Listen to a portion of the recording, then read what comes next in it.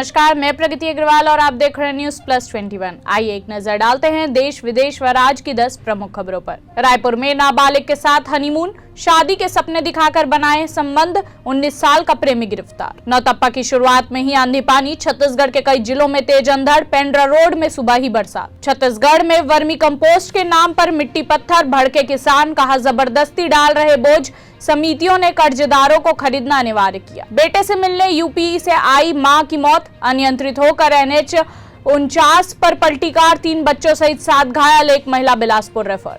Live in में रह रही प्रेग्नेंट युवती की मौत, सिम्स में शव छोड़ भागा युवक, परिजनों को आशंका अबॉर्शन की कोशिश में गई जान। बिहार में अगले माह खाली हो रही है विधान परिषद की 7 सीटें। अफगानिस्तान में 2 अलग अलग विस्फोट में हुई 14 लोगों की मौत, ISIS ने 3 बसों को बनाया था निशाना। वेस्ट बंगाल में SSC घोटाला मामले में बंगाल के कई मंत्रियों पर गिर सकती है गाज, ममता मंत्रिमंडल में भी हो सकता है बड़ा फेरबदल। सिंगापुर में भारतीय मूल के वकीलों पर लगा जुर्माना, मौत की सजा रोकने के प्रयास के लिए लगाया गया जुर्माना। विनय कुमार सक्सेना ने ली दिल्ली के नए LG पद की शपथ, अनिल बैजल के बाद संभाली कमान। ऐसे ही तमाम जानकारी के लिए हमारे चैनल को लाइक और सब्सक्राइब करना ना भूलें। नोटिफिकेशन के लिए बेल आइकन जरूर दबाएं। देखते रहिए न्यूज प्लस 21, आपके हक की बात।